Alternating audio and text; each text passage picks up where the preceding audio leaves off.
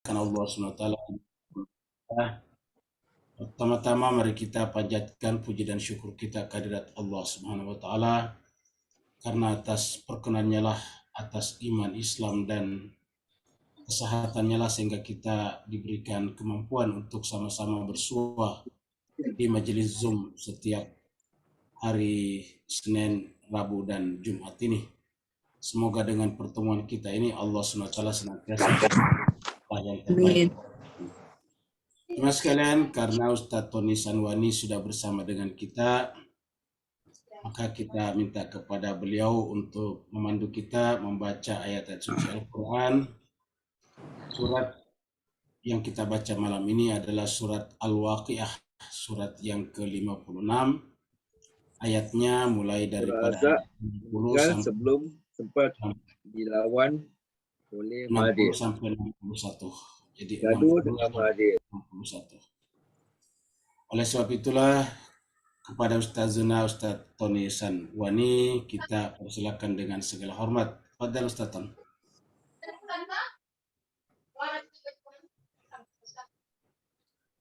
Ya. Assalamualaikum warahmatullahi wabarakatuh. Waalaikumsalam warahmatullahi wabarakatuh. Baik, Bapak Ibu, kita mulai. A'udzu billahi minasy syaithanir rajim. Bismillahirrahmanirrahim. A'udzu billahi minasy syaithanir rajim. Bismillahirrahmanirrahim. Ala an nubaddila amsalakum wa nunshi'akum fima la ta'lamun.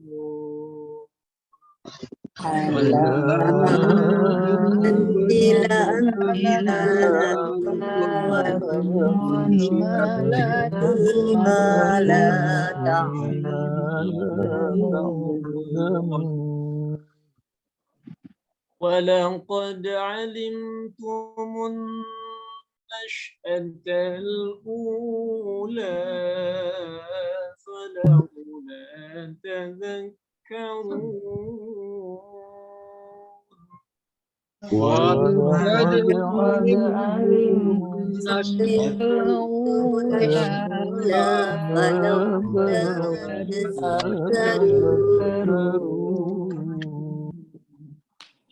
أفرأيتم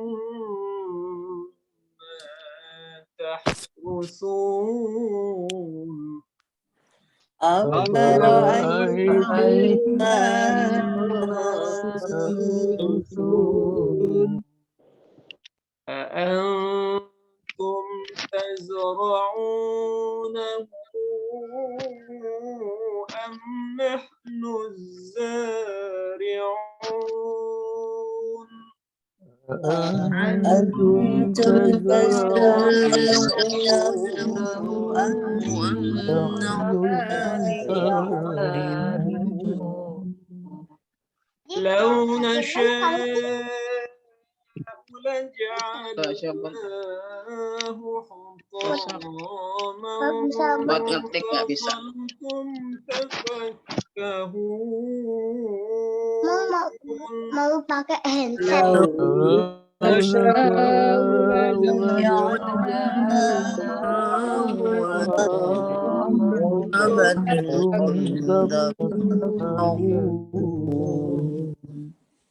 Inna lamughlamun.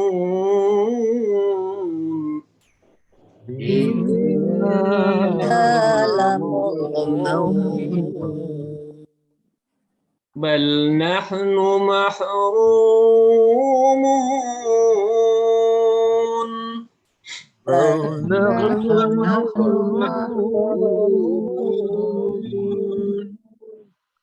أفرأيتم الماء الذي تشربون أفرأيتم الماء الذي تشربون أأنتم أنزلتموه من المزن أم نحن المنزلون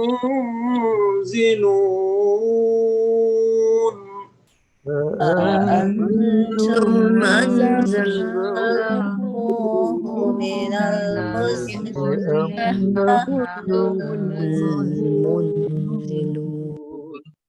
لو نشاء جعلناه أجاجا فلولا تشكرون لو نشاء جعلناه أجاجا فلولا تشكرون صدق الله العلي العظيم صدق الله العظيم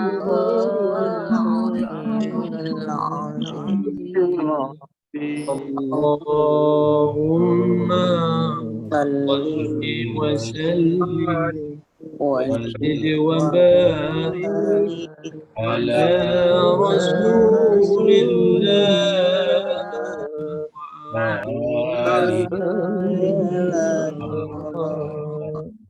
على رسول الله وآله الأطهار اللهم صل على محمد اللهم صل على اللهم صل على محمد اللهم صل على وارزقنا في الدنيا زيارتهم وفي الآخرة شفاعتهم. Terima kasih. Terima kasih banyak Ustadz Tony Sanwani. Semoga Allah SWT memberikan syafaat Al-Husain kepadanya untuk menziarahinya di dunia dan juga mendapatkan nanti syafaatnya di Yaumil Wurud. Begitu juga Bapak Ibu semuanya, semoga dengan ayat-ayat yang Bapak Ibu baca, Allah SWT berkenan menjadikan ayat-ayat itu nanti di akhirat sebagai syafaat. Begitu juga pasangan ayat-ayat yang Bapak Ibu baca juga memberikan syafaat kepada kita, kepada Bapak Ibu semuanya, pada saat tidak ada lagi pertolongan kecuali pertolongan Allah Subhanahu wa taala, yaitu yaumil akhirah. Kita teruskan surat Al-Waqiah kita, surat yang ke-56 ini, surat yang berbicara tentang hari kiamat atau hari setelah hari kebangkitan. Setelah kiamat, setelah berdirinya kembali manusia, kiamat bermakna juga berdirinya kembali manusia. Sedangkan Al-Waqiah bermakna hancurnya peristiwa besar, hancurnya seluruh alam semesta dalam pengertian hilangnya, musnahnya, fananya alam materi, lalu kemudian yang tersisa adalah alam malakut, alam setelah alam dunia, dan kita di sana bukan tidak dimintai pertanggungjawaban. Kita di sana dimintai pertanggungjawaban, maka di dalam ayat-ayat yang ada di dalam surat Al-Waqiah ini, Allah berbicara kepada kita tentang pertanggungjawaban itu, lalu kemudian Allah berbicara tentang 3 jenis manusia. Surat ini adalah surat yang turun di Mekah, maka disebutlah dengan surat Makkiyah. Jumlah ayat adalah 96 ayat.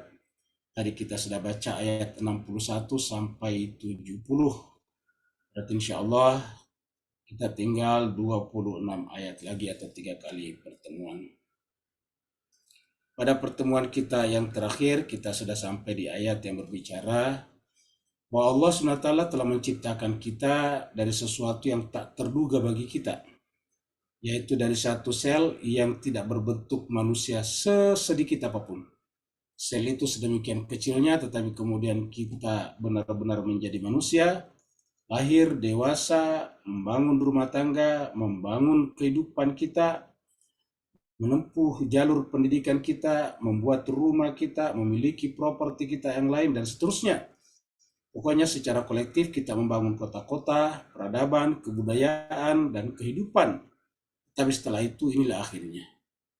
siapapun kita, apakah kita seorang raja, seorang kepala negara, seorang presiden, seorang perdana menteri, seorang apapun juga, seorang orang yang populer, penyanyi terkenal, pemain film terkenal, siapapun kita, rakyat ataupun raja, jenderal ataupun prajurit, orang di negara maju ataupun di negara miskin, semuanya akan mengalami hal yang sama, yaitu kita akan seperti ini. Pada akhirnya kita akan meninggalkan kehidupan dunia ini, tubuh kita pada akhirnya akan kehilangan hidup dan jiwanya, sehingga kemudian tubuh kita tidak bisa digunakan untuk berbuat apa saja, maka kemudian tubuh kita akan dikembalikan ke asalnya, yaitu ke tanah.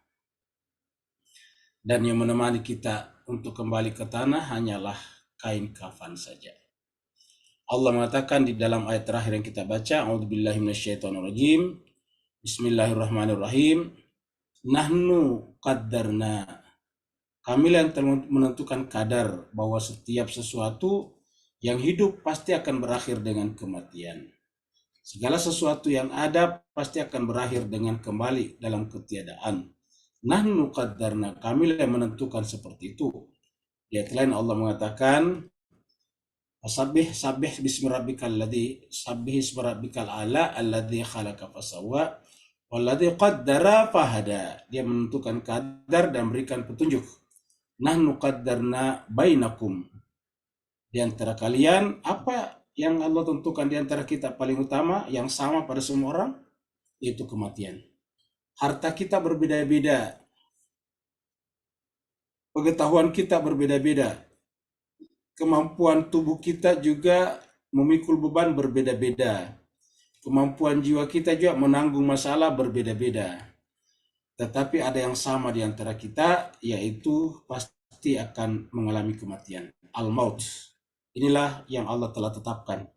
Wa ma nahnu bimasbuqin, dan ini pasti akan terjadi, karena kata Allah, kita tidak mungkin melawan ketetapan Allah yang satu ini.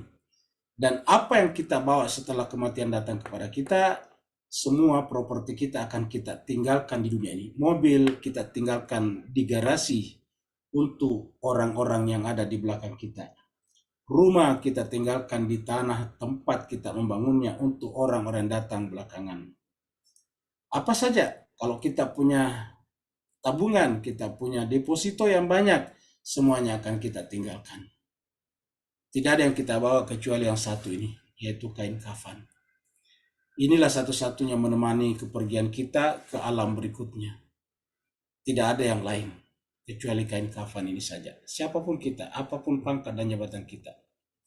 Maka Allah mengatakan, wa ma nahnu bimasbuqin, dan itu pasti akan terjadi karena kami tidak mungkin dikalahkan. Kemudian sekarang kita masuk pada ayat baru, ayat 61. Allah menjelaskan seperti ini. Kita pada pertemuan yang lalu hari Rabu kita sudah melihat asal kita manusia hanyalah dari satu sel. Bentuknya seperti toge, seperti kacang yang baru bertunas. Kalau kacang baru bertunas, kecil tapi kelihatan. Tapi yang namanya cikal bakal manusia, sel, sperma dan ovum itu tidak kelihatan. Tidak bisa dilihat dengan mata kepala, saking kecilnya.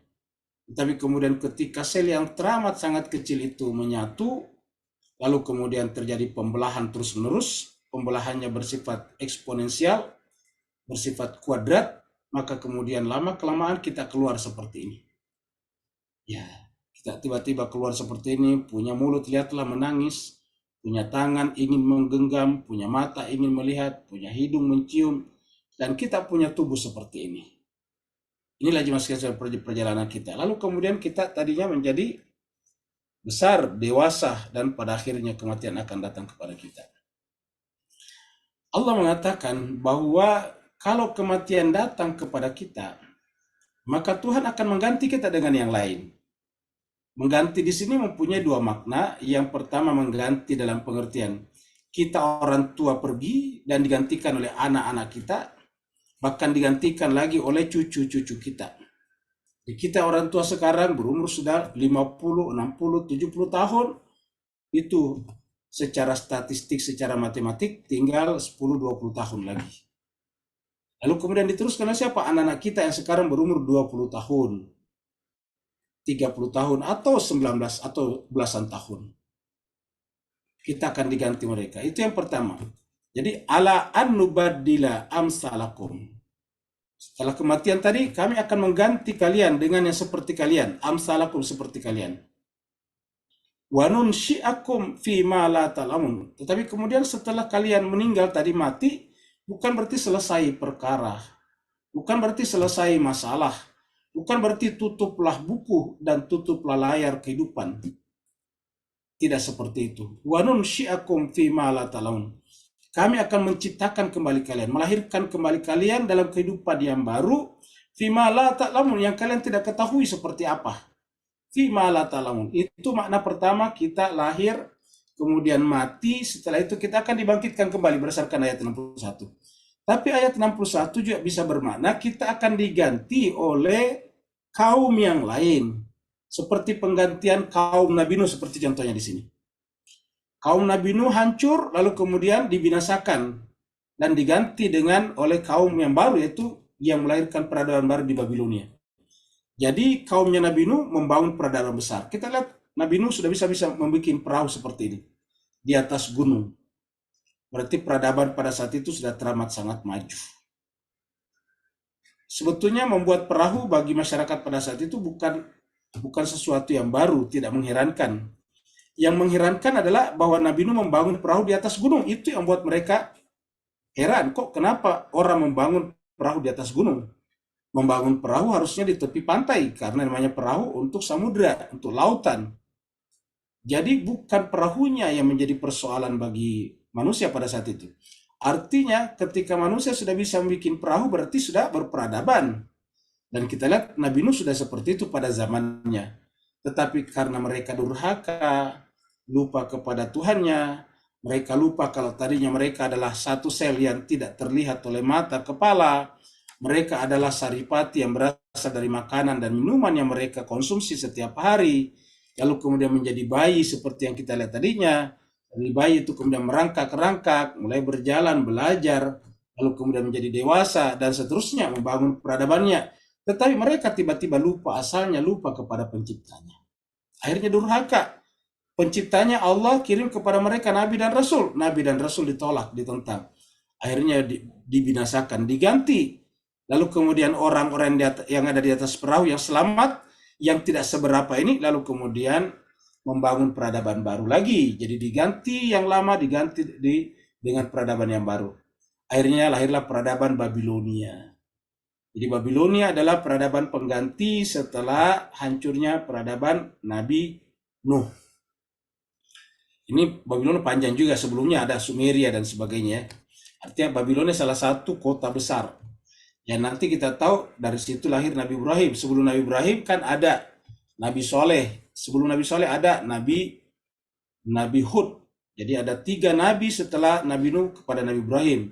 Setelah Nabi Nuh ada Nabi Hud, setelah Nabi Hud ada Nabi Soleh, Nabi kepada Nabi Ibrahim, dan diperkirakan semuanya ada di sekitar Sumeria, Mesopotamia, dan terakhir adalah Babilonia ketika lahir di sana Nabi Ibrahim alaihissalatu wassalam. Nah, jemaah sekalian, Allah mengatakan bahwa ini bisa diganti, dan ini juga sudah tidak ada sekarang. Babilonia juga sudah tidak ada, diganti dengan peradaban yang lain. Hancurnya Babilonia, muncul misalnya peradaban Persia, muncul peradaban Mesir kuno, dan seterusnya.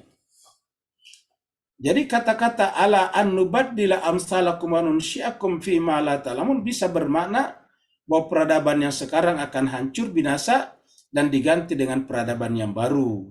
Kaum yang sekarang akan diganti dengan kaum yang baru, yang sekarang diganti dengan yang baru. Kita lihat jemaah sekalian, tidak ada satu ras tertentu yang mendominasi peradaban.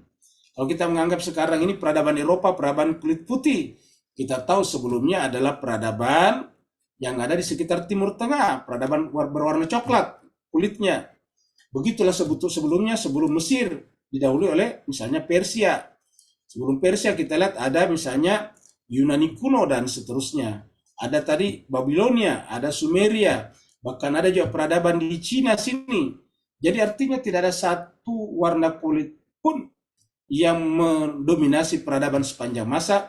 Selalu terjadi pergantian dari satu kaum kepada kaum yang lain, satu komunitas kepada komunitas yang lain, satu bangsa kepada bangsa yang lain. Lalu kemudian jemaah sekalian berbahagia, semua itu kemudian direkam dalam buku-buku seperti ini. Jadi misalnya kita lihat di sini ada buku biologi misalnya. Nah, biologi ini adalah kumpulan dari pengetahuan para ahli biologi. Jadi ahli biologi pertama mengetahui misalnya katakanlah 5 pengetahuan ditulis, belakangan ditambah lagi 5 jadi 10, begitu seterusnya, kemudian menjadi seperti ini.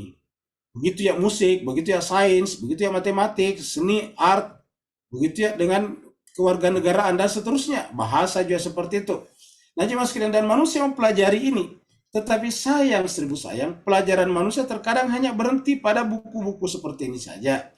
Tidak berhenti pada mempertanyakan kenapa peradaban itu runtuh. Kenapa pemilik ilmu biologi pertama misalnya sudah tidak ada. Sekarang kita belajar, kalau kita sekarang membaca obat-obatan, pasti ada nama latinnya. Terus tapi negara-negara latin sendiri kemana sekarang? Sudah tidak ada. Ada, tetapi sudah tidak maju seperti dulu lagi. Apa sebabnya? Ya itulah karena mereka tidak bisa mengambil pelajaran dari kejadian kenapa bangsa-bangsa, kenapa komunitas-komunitas sebelumnya bisa hancur dan runtuh. Jadi harusnya kita bukan hanya mempelajari kenapa tanaman bisa tumbuh, tapi mempelajari kenapa peradaban bisa hancur yang tadinya tumbuh lalu kemudian mati seperti tanaman. Jadi kita pelajari bukan hanya tumbuhan, bukan hanya IPA, ilmu pengetahuan alam, bukan hanya bilangan-bilangan dalam matematika dan seterusnya, bukan hanya balok-balok not di dalam seni dan musik, tetapi kita harus mempelajari juga kenapa peradaban manusia hancur satu demi satu. Kemanakah mereka-mereka yang tadinya membanggakan dan menepuk dada mereka karena merasa serba memiliki segala-galanya. Allah mengatakan walaqad alimtumun nasy'atal ula. Allah mengatakan walaqad, dan sungguh alimtum, kalian mengetahui. Jadi alimtum an-nasy'atal ula, tentang penciptaan yang awal. Jadi bahwa kita ini pernah tidak ada. Kita mengetahui bahwa yang sekarang ini didahului dengan peradaban-peradaban sebelumnya. Bahkan bagi mereka yang beragama tahu bahwa setelah kehidupan dunia ada kehidupan akhirat. Tetapi apa kata Allah? Falaula tadzakkarun, kenapa tidak mengambil pelajaran? Jadi yang kita baca hanya ilmu biologi tok saja, ansih. Yang kita baca adalah sains tok saja atau ansih. Kita tidak mempelajari di balik itu, jemaah sekalian.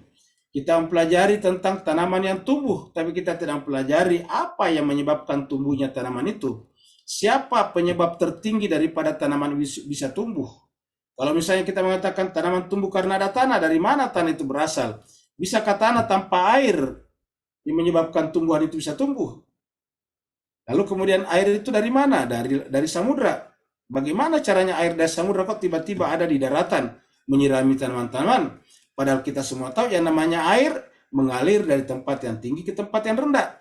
Bagaimana bisa air di lautan kok tiba-tiba mengangkasa, naik ke angkasa, naik ke udara, naik ke langit? Berpuluh-puluh bahkan beratus-ratus bahkan mungkin beribu meter di atas kepala kita. Lalu kemudian dia turun dalam bentuk air yang semuanya tawar. Allah mengatakan falaula tadzakkarun, kenapa tidak mengambil pelajaran? Jadi pertanyaan Tuhan jemaah sekalian, falaula, kenapa tidak mengambil pelajaran? Jadi kita diminta untuk mengambil pelajaran dari kehidupan ini. Jadi intinya agama menyuruh kita belajar, dan belajar. Dan belajar itu artinya apa? Mengaktifkan pikiran kita. Maka di tempat lain dikatakan falaula tadzakkarun, di tempat lain dikatakan falaula tafakkarun, di tempat lain dikatakan afala ta'qilun, dan seterusnya. Intinya adalah manusia harus mempekerjakan akal pikirannya, karena inti manusia adalah akal pikirannya. Kalau manusia tidak mempekerjakan akal pikirannya, berarti manusia telah meninggalkan inti kemanusiaannya. Nah, sekarang kita lihat bahwa ini adalah simbol saja bahwa ini tumbuhan. Tapi kenapa ditanam di sini? Sebetulnya ingin mengajarkan kepada kita bahwa ilmu itu harusnya bukan hanya mengetahui kenapa ini tumbuh, tapi dari mana asal tumbuhan ini. Jadi harusnya ilmu pengetahuan itu tidak terbatas pada kenapa tumbuhan ini bisa berwarna hijau. Kenapa batangnya bisa bergerak ke atas meninggalkan bumi, tetapi juga mempertanyakan dari mana yang tadinya pohon ini tidak ada, benar-benar hanya sebiji sesuatu, sebiji lombok kah, sebiji tomat kah, sebiji apa saja yang kecil, tapi tiba-tiba tumbuh seperti ini. Kok kenapa bisa? Padahal ketika dia tumbuh seperti ini, tanah tidak berkurang, air juga tidak berkurang. Kenapa bisa terjadi? Jadi jemaah sekalian, harusnya ilmu kita tidak hanya berhenti mempertanyakan kenapa batangnya berwarna hijau, kenapa daunnya berwarna hijau, dan kenapa mengeluarkan buah dan sebagainya, tetapi asal-usul daripada segala-galanya harus jadi pelajari sehingga kita tidak hanya berhenti dan berkutat pada hal-hal yang sifatnya ruang waktu saja ataukah 3 dimensi saja. Tapi harusnya kita bergerak ke atas melampaui ruang 3 dimensi. Kita naik ke 4 dimensi, 5 dimensi, 6 dimensi, 7 dimensi, dan seterusnya. Sampai kepada puncak dari segala-galanya. Yaitu asal-usul segalanya. Afara'aitum ma tahrusun. Cobalah perhatikan tanaman-tanaman itu. Apakah kalian yang kalian membuatnya jadi tumbuh? Afara'aitum ma tahrusun. Coba kita perhatikan benih yang kita taburkan di tanah. Apakah kalian telah memperhatikan? Jadi kata-kata afara'aitum di sini bisa bermakna bagaimana pendapat kalian? Bisa juga apakah kalian telah memperhatikan? Mata rusun, apa yang kalian tanam, yaitu tanaman-tanaman kita tanam, benih yang kita tanam tadinya. Yang namanya padi, ada benih padi. Sebelum jadi beras itu dari bulir-bulir padi. Bulir-bulir padi di sini adalah yang belum terkupas kulitnya. Ketika belum terkupas kulitnya, lalu kemudian dia ditanam, dia bisa tumbuh. Tetapi kalau kulitnya kita kupas, baru kemudian berasnya kita simpan di tanah, tidak bisa tumbuh. Hanya gara-gara kulit saja kita hilangkan, tiba-tiba tidak bisa tumbuh. Kulitnya ada tetapi isinya tidak ada, tidak bisa tumbuh juga. Ambillah padi yang kosong di dalamnya, tidak ada isinya, yang ada kulitnya saja, yang ada cuma gabahnya, ternyata tidak bisa tumbuh juga. Nah, jemaah sekalian, begitu benih. Nah, Allah bertanya kepada kita, afara'aitum ma tahrusun. Sudahkah engkau perhatikan apa yang kalian tanam? Apa saja? Jagung, kacang, tomat tadi, lombok atau cabai, dan sebagainya. Habbatus sauda, semuanya adalah berbentuk biji-bijian. Kita tanam, lalu kemudian dia tumbuh. Yang menarik lagi, Bapak Ibu jemaah sekalian, adalah bahwa pada sebuah tanah yang tadinya kering kerontang, karena musim kemarau yang panjang, katakanlah musim kemaraunya bertahun-tahun tidak ada hujan, sehingga semuanya mati, lalu kemudian tiba-tiba suatu hari datang hujan, tiba-tiba muncul di sana tanaman. Menunjukkan bahwa tetap di sana ada benih yang bertahan. Bertahun-tahun tetap ada benih yang bertahan di sana. Di dalam butiran-butiran pasir itu, tanah itu, ada benih. Mana buktinya? Tumbuh di sana. Nah, pertanyaannya bagaimana caranya bisa tumbuh? Siapakah yang menumbuhkannya? Kata ayat ini. Afara'aitum ma tahrusun. Apakah kalian sudah perhatikan tentang benih-benih yang kalian tanam itu? Antum tazra'una am nahnu zari'un. Apakah kalian tazra'un yang menumbuhkannya? Am atau nahnu zari'un, atau kami yang menumbuhkannya? Cobalah kita jawab pertanyaan ini dengan jujur. Apakah manusia menumbuhkannya ataukah kami yang menumbuhkannya? Kalau manusia yang menumbuhkannya, berarti tidak pernah gagal panen, tidak pernah gagal tanamannya. Kenapa? Ya manusia menumbuhkannya. Kata manusia menumbuhkannya atau kita yang menumbuhkannya, kan berarti seluruh proses tumbuh dari benih sampai dipanen adalah berada di bawah kontrol kita, di bawah pengawasan kita. Jadi hitam putihnya tergantung kita. Tapi faktanya tidak ada petani yang mau rugi karena padinya atau tanamannya mati, karena kalau mati dia akan rugi. Tapi faktanya sering sekali ada tanaman yang mati. Sering sekali ada padi yang tidak tumbuh secara benar menurut semestinya. Jadi artinya apa? Seringnya atau kadangnya terjadi di mana tumbuhan tidak tumbuh seperti mana seharusnya, menunjukkan itu bukan berada di bawah kontrol kita. Kita baca surat Yusuf, 7 tahun berturut-turut panen raya, panennya berhasil. Mereka menuai bulir-bulir gandum yang banyak. Tetapi 7 tahun berikutnya berturut-turut semuanya mati. Kering kerontang, tanaman tidak bisa tumbuh. Itu kita bisa baca dalam surat Yusuf. Jadi artinya apa? Kalau maunya manusia atau kalau manusia menumbuhkannya, tentu tidak ada yang namanya musim pacaklik. Tidak ada yang namanya musim tidak menuai padi. Seharusnya setiap saat kita menuai padi.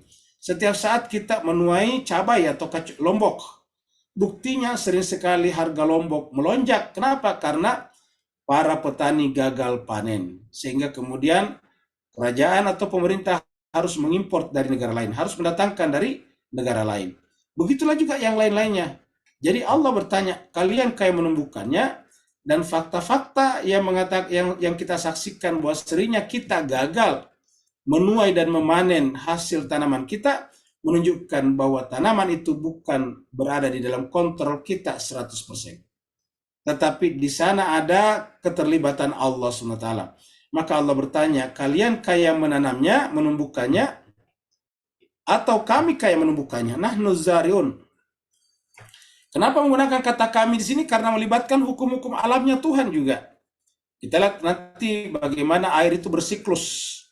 Air itu yang tadinya di samudra, kita tahu yang namanya sifat air mencari tempat yang rendah. Jadi Bapak Ibu yang sangat berbahagia, dari kecil kita sudah pelajari bahwa yang namanya air itu mengalir dari tempat yang tinggi ke tempat yang rendah. Tetapi kita menyaksikan bahwa air-air di lautan kok bisa tiba-tiba menjadi awan dan kemudian naik di atas turun menjadi hujan. Kalau ini bukan mekanisme yang Allah ciptakan, bagaimana kita bisa membuatnya? Manusia tidak bisa menciptakan mekanisme ini. Kalau mekanisme penguapan air laut menjadi awan itu adalah manusia bisa lakukan, maka tentu manusia tidak pernah mengalami musim kering yang panjang. Berikutnya lagi, mari kita perhatikan ini Pak sekalian.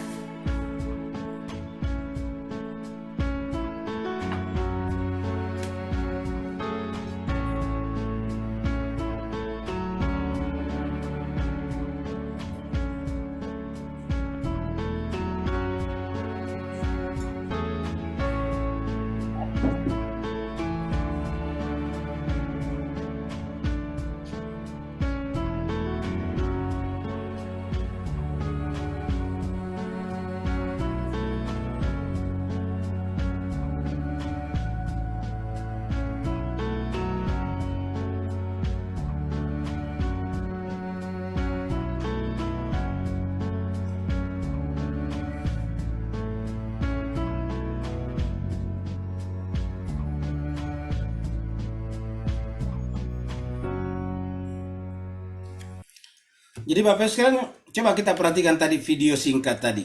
Ya, bagaimana bisa sesuatu yang tadinya berbentuk biji kecil sekali, kalau jatuh di tanah kita tidak tahu, kita tidak bisa temukan, apalagi kalau dalam keadaan gelap. Tetapi coba lihat tadi, tiba-tiba bisa tumbuh seperti itu, keluar muncul, siapa yang membuat seperti itu? Allah mengatakan, lau nasya'u, kalau seandainya kami mau, dan ternyata biasa terjadi, tanaman itu menjadi layu sebelum bisa tumbuh menjadi tanaman yang sempurna. Maka Allah mengatakan, lau nasya'u, kalau kami menghendaki, laja'alnahu, kami akan jadikan tanaman-tanaman tadi yang kita lihat dalam video, hutaman, hancur sebelum masa pertumbuhannya yang sempurna. Sebelum berbuah, sebelum berhasil menjadi tanaman yang mendatangkan buah bagi para petani yang menanamnya. Jadi lau nasya laja'alnahu hutama fazaltum tafakkahun. Dan kalau itu terjadi, apa yang kalau ini terjadi hancur. Jadi kalau ini terjadi hutama itu mulai daripada kuning, coklat, kemudian hitam, lalu kemudian hancur. Seperti kalau kita lihat menjelang musim gugur di negara yang 4 musim. Fazaltum, lalu kemudian menjadilah kalian. Sebetulnya kata-kata fazaltum itu bisa bermakna kalian tiba-tiba kehilangan akal pikiran. Fazaltum itu kalian tiba-tiba tidak habis pikir. Kok kenapa tiba-tiba padahal tadinya tumbuh dengan baik? Kok tiba-tiba semuanya menjadi hancur? Sebelum berbuah, sebelum menghasilkan hasil yang diinginkan. Tafakkahun, fazaltum tafakkahun, sehingga kemudian kalian meratap. Meratap artinya menyesali apa yang terjadi. Kata menyesali apa yang terjadi, jadi kita lihat ini kata menyesali apa yang terjadi menunjukkan sesuatu terjadi di luar keinginan kita. Yang namanya meratap, yang namanya menyesal itu adalah sesuatu terjadi di luar kita. Karena kalau terjadi menurut kehendak kita tentu tidak menyesal. Misalnya kita sengaja melempar botol ke tempat sampah lalu kemudian pecah, tentu kita tidak menyesal karena sengaja kita lempar. Dan coba kalau kita membawa gelas yang berisi kopi misalnya di atas tatakan, lalu kemudian tanpa sengaja kaki kita tersandung, lalu kemudian jatuh, tumpah dan pecah, itu biasanya kita menyesal. Kenapa tadi tidak berhati-hati? Jadi cuma sekalian yang namanya meratap, yang namanya menyesal menunjukkan adalah pengakuan bahwa sesuatu itu terjadi di luar kontrol kita, out of control. Jadi dia berada di luar kontrol kita. Sehingga terjadilah penyesalan. Jadi apa sebetulnya Allah ingin mengatakan kepada kita bahwa melalui tanaman saja manusia harusnya bisa ingat bahwa mereka itu sebetulnya adalah tidak punya kekuatan apa-apa. Manusia ini adalah dikontrol bukan mengontrol. Manusia ini adalah diciptakan bukan menciptakan. Kenapa? Karena tadi ingat sebelum kita pindah ke ayat berbicara tentang tanaman adalah berbicara tentang kamilah yang menentukan kematian bagi setiap manusia. Nah, jadi jemaah sekalian, jangankan kita, tumbuh-tumbuhan pun juga kita lihat mengalami hal seperti itu. Jadi tumbuh-tumbuhan mengalami nasib seperti kita, bisa mati, bisa tumbuh dan bisa mati seperti kita.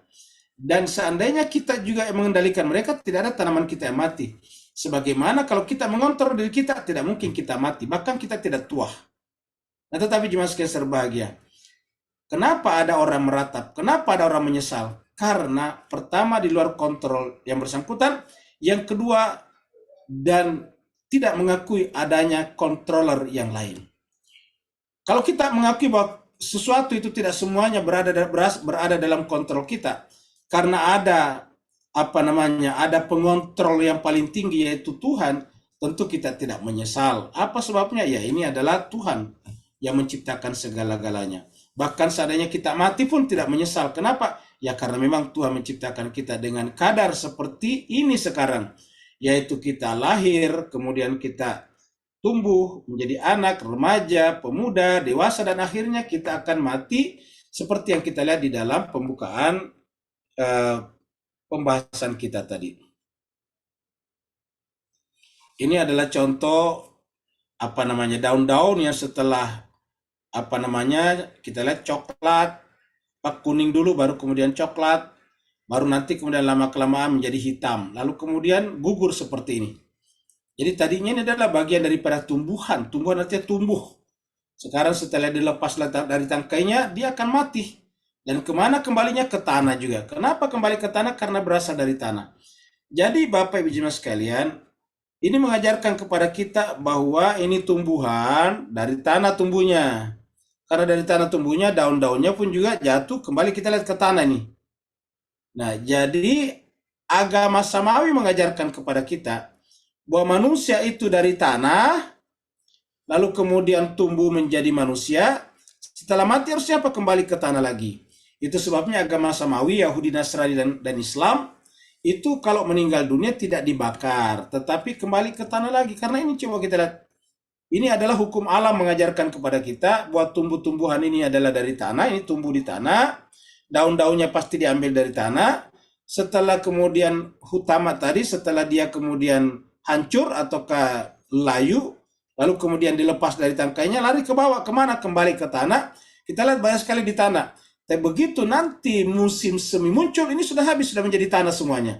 Lalu kemudian muncul lagi tanaman daun-daun baru pada saat musim semi. Jaraknya kurang lebih hampir 6 bulan. Kenapa? Karena musim gugur itu kurang lebih 3 bulan. Lalu kemudian antara gugur dan semi diantara dengan musim dingin sekitar 3 bulan juga. Nah, jadi jemaah sekalian berbahagia, setelah itu hancur semuanya menjadi pupuk bagi tanah, lalu kemudian tumbuh lagi ke atas dan seterusnya. Seperti itulah siklusnya kehidupan ini. Nah, ini bukan hanya pada tumbuhan tapi juga terjadi pada kita manusia. Inna lamugramun. Pada saat tanaman itu kita tanam, dengan modal kan kita punya lahan tanah sekian ratus ribu meter misalnya. Kita kemudian modal pertama tenaga, mencangkul dan sebagainya. Lalu modal berikutnya adalah benih. Kita semuanya beli. Nah, ternyata setelah benih itu kita tanam, ternyata kemudian tadi hutama, ternyata misalnya hancur. Kemudian mati, layu sebelum tumbuh berkembang. Apa yang terjadi? Maka menyesallah kita, tadi dikatakan, kita menyesal, lalu kemudian kita mengatakan, innalamugramun. Kita ini pasti sudah terlilit oleh utang. Mugramun itu terutang. Ingat kata-kata garimin itu orang berutang. Ya, dalam Al-Quran ada kata-kata garimin. Jadi inna lamugramun. Kita ini terutang jadinya. Kenapa? Karena tidak bisa balik modal. Jadi Bapak bisa bayangkan betapa tingginya kita manusia bergantung kepada kasih sayang Allah. Karena begitu kita tanam tanaman kita dan ternyata tidak tumbuh, langsung kita terhutang. Jadi artinya apa? Kita bisa membayar utang-utang kita kapan? Apabila tanaman itu bisa tumbuh dengan baik. Tapi begitu tanaman itu tidak tumbuh dengan baik, lamugramun, kita akan terlilit oleh utang.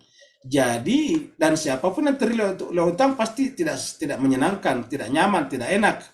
Jadi kebahagiaan kita kalau begitu sangat bergantung kepada kasih sayang Allah SWT. Bal nahnu mahrumun. Bahkan kata mereka, nahnu mahrumun, kami adalah pailit. Ya, bal nahnu mahrumun. Mahrumun itu adalah tidak untung. Mahrumun ini adalah, sebetulnya kata mahrumun itu tidak lagi dapat melakukan sesuatu. Mahrumun, ya, dari kata haram. Jadi mahrumun. Jadi kami adalah terhalang untuk melakukan tanaman berikutnya. Jadi kalau kita gagal pada panen pertama, kalau kita tidak nambah utang lagi, kita tidak akan melakukan seterusnya. Bapak bisa bayangkan apabila kita menanam dan kemudian gagal tumbuh, kemudian kita berutang, kita tanam lagi, gagal tumbuh lagi, berutang lagi, dan seterusnya. Maka apa yang terjadi? Tidak akan ada petani yang mau meneruskan profesi bertaninya, dan kehidupan tidak akan berkelanjutan. Nah, berkelanjutannya kehidupan kalau begitu adalah semata-mata karena kasih sayang Allah Subhanahu wa taala. Birahmatika ya arhamar rahimin, semata-mata karena rahmat-Mu lah ya Allah yang pengasih di antara segala yang pengasih. Coba kita perhatikan jemaah sekalian, apa namanya air yang kita minum ini. Ya, ini ada anak yang minum air yang kita minum ini. Air ini asalnya dari mana? Asalnya dari laut. Laut itu aslinya adalah asin. Kalau kita minum air asin, pasti kita lama-kelamaan mati karena tambah haus, dan itu adalah pahit dan merusak kesehatan. Tetapi jemaah sekalian, kok tiba-tiba ada air di sini yang keluar dari tempat ini, mancur dari tanah, yang apa namanya, yang tawar, yang tidak ada unsur asingnya. Dari manakah ini jemaah sekalian? Ini ada proses pemisahan antara air tawar dari air laut. Air laut aslinya adalah asin. Nah, siapakah yang mampu melakukan ini secara besar-besaran? Kalau bukan Allah Subhanahu wa taala. Dan kehidupan kita, lihatlah anak ini, kehidupan kita yang berbentuk anak ini nanti dewasa sangat ditentukan oleh air. Kalau kita punya makanan tapi tidak punya air, ya tidak bisa tumbuh. Bahkan kalau tidak ada air, tanaman tidak bisa tumbuh juga, tadi seperti pembahasan kita. Jadi jemaah sekalian, sebagai Allah meminta kita. Jadi bukan hanya berbicara tentang biologi sebagai biologi, sains sebagai sains, tapi Allah minta kita perhatikan itu air. Dari manakah gerangan itu air? Kalau air ini tercemar, kita akan sakit. Kalau air ini asin, kita akan tidak bisa minumnya. Nah, jemaah sekalian, kalau tubuh kita butuh air, ingat jiwa kita juga butuh air. Dan kalau tubuh kita butuh air yang bening, yang asli, yang tawar, yang tidak tercemar, tidak terpolusikan, maka berarti apa? Jiwa kita juga butuh air yang tidak terpolusikan, yang suci. Yang tawar artinya tidak ada campuran apa-apanya, tidak ada unsur asinnya, tidak ada unsur polutannya. Nah, jadi tubuh kita butuh air yang bening. Berarti jiwa kita juga butuh air yang bening. Dari manakah sumber air untuk tubuh kita? Dari samudera. Dari manakah Dari manakah sumber air buat jiwa kita? Dari samudra juga. Samudra ilahiyah namanya. Kalau samudra lautan tadinya mengirimkan air kepada kita melalui awan, maka samudra ilahiyah mengirimkan kepada kita air buat jiwa kita melalui nabi dan rasul dan insan kamil. Jadi kalau tidak ada insan kamil, kita tidak bisa meminum, jiwa kita tidak bisa minum air yang bening. Kalau tidak ada awan, ya tidak bisa kita meminum air yang bening seperti ini. Maka Allah berfirman, afara'aitumul ma', apakah engkau telah memperhatikan alma air allati tashrabun yang kalian minum? Jadi Bapak sekalian, air saja Tuhan minta kita perhatikan. Afara'aitumul ma' allati tashrabun. Jadi orang beriman itu memang perenung sebetulnya Bapak sekalian. Jadi bukan hanya sekedar minum air, tetapi kita harus merenungkan dari mana air itu asalnya. Jadi itulah sebabnya jemaah sekalian berbahagia, cucu Nabi Sayyidina Ja'far As-Shadiq mengajarkan kepada kita bahwa kalau kita masuk di kamar mandi dan kita ingin mandi, begitu kita mulai menyiram tubuh kita dengan air dan merasakan hangatnya air itu, kita mengatakan alhamdulillahilladzi ja'ala hadzal ma'a tahura wa yuhibbun tahura. Ya Allah, segala puji bagi Allah menjadikan air ini suci dan mencintai yang suci.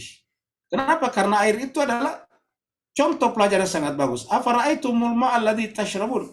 Coba Bapak Ibu sekalian, di kamar mandinya, di toiletnya, kalau begitu kita buka keran, terus airnya yang keluar itu adalah bercampur dengan debu, bercampur dengan tanah, apa yang terjadi? Maukah kita mandi dengan itu? Tidak ada di antara kita mandi dengan air yang keluar dari keran bercampur dengan lumpur misalnya, bercampur dengan polusi tanah. Tidak ada di antara kita melakukan itu. Pasti kita akan simpan air itu. Kalau terpaksa tidak ada air lagi yang lain, kita endapkan supaya kotorannya, tanahnya turun dulu ke bawah, mengendap, baru kita ambil yang bersih. Nah, jemaah sekalian, ini sebetulnya caranya kita berpikir bagaimana agama menjadikan kita dekat kepada Allah. Kalau agama yang kita minum, agama yang kita gunakan telah mengalami pencemaran sejak dari sumbernya, telah mengalami polusi dari sumbernya, telah mengalami kekotoran dari sumbernya. Jadi oleh sebab itulah Allah bertanya, afara'aitumul ma'allati tashrabun? Apakah kalian telah perhatikan air allati tashrabun yang kalian minum? Jadi coba lihat jemaah sekalian, air Allah minta kita perhatikan. Afara'aitumul ma'allati tashrabun? Sudahkah kalian perhatikan air yang kalian minum? Jadi kalau tubuh kita saja butuh air yang bersih, yang bening, yang terkoordinasi, yang tidak mengalami polusi, jiwa kita. Jadi kenapa orang beragama masalah? Karena agama yang dipelajarinya adalah sumbernya dari sumber yang sudah mengalami polusi, sudah mengalami berbagai macam campuran-campuran tanah manusia. Itulah sebabnya jemaah sekalian berbahagia, sebaik-baik agama, sebersih-bersih agama adalah yang berasal dari sumber yang juga suci, sumber yang bening. Jadi tidak mungkin Tuhan meninggalkan agama ini, memberikannya kepada tangan yang tidak suci dan tidak bersih, tidak mungkin. Sebagaimana tidak mungkin Tuhan menyerahkan samudra ini, lalu kemudian menguapkannya ke atas awan yang kotor, tidak mungkin.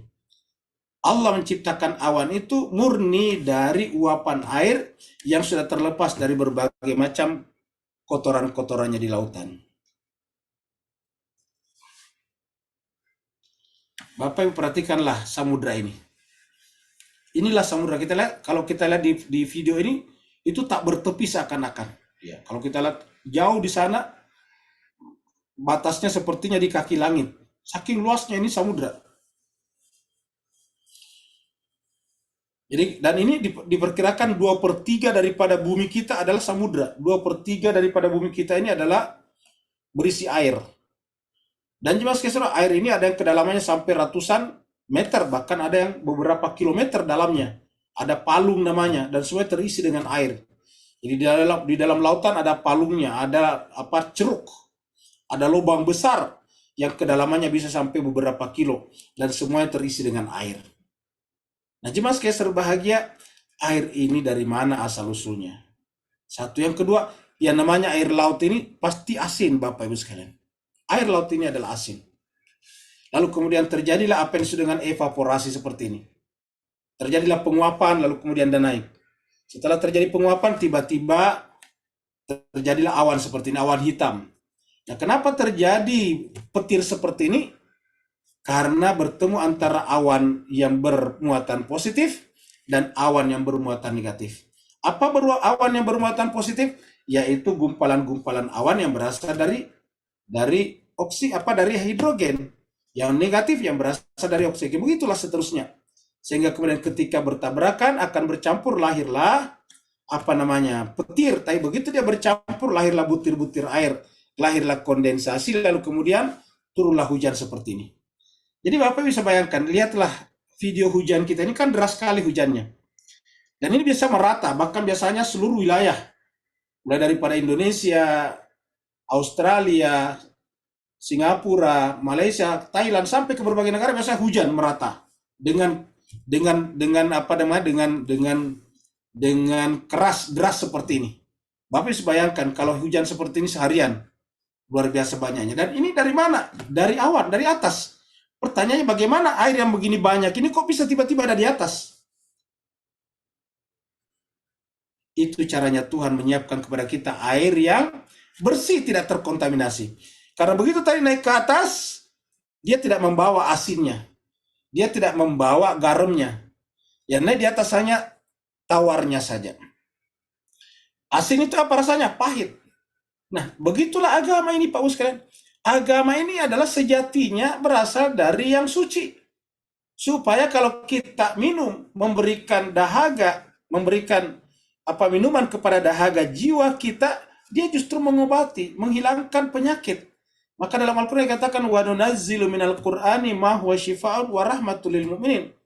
Wa nunazzilu, dan kami menurunkan daripada Al-Quran itu ma syifa, penyembuh. Kenapa? Seperti air, kalau kita rajin minum air putih, dia akan mencegah kita dari berbagai macam penyakit. Tapi coba kita rajin minum air yang terkontaminasi, lama-kelamaan kita akan sakit. A'antum anzaltumuhu minal muzni am nahnul munzilun? Allah bertanya, Bapak Ibu sekalian. A'antum, apakah kalian anzaltumuhu, yang menurunkannya? Jadi coba kata Tuhan tadi. Jadi pertanyaan Tuhan sekarang ada dua. Yang pertama tadi adalah tumbuhan, tanaman. Apakah kalian menumbuhkannya atau kami? Antum tazrauna tadi. Am nahnu zariun. Apakah kalian menumbuhkannya ataukah kami yang menumbuhkannya? Sekarang air. Antum anzaltumuhu. Apakah kalian yang menurunkannya? Minal muzni, dari gumpalan-gumpalan awan tadi. Muzni adalah awan. Ya. Apakah kalian menurunkannya dari gumpalan-gumpalan awan? Am nahnul munzilun. Ataukah kami yang menurunkannya? Andai kata kita menurunkannya, tentu manusia di muka bumi tidak pernah kekurangan air. Tidak pernah kekurangan air dan tidak mungkin terjadi banjir. Kenapa? Karena kita akan menurunkan air sesuai dengan kebutuhan kita saja. Tapi biasanya banjir dan biasanya kering menunjukkan bahwa air hujan pun tidak under kontrol kita. Tidak berada di bawah kontrol kita. Jadi dia juga adalah out of control daripada kita. Bukan di bawah kontrol kita. Nah, kalau dia berada di luar kontrol kita, lalu siapa yang mengontrolnya? Kita katakan alam. Kalau begitu, alam lebih berkuasa daripada manusia. Tidak mungkin, lagi bagaimana mungkin benda mati lebih berkuasa daripada benda hidup?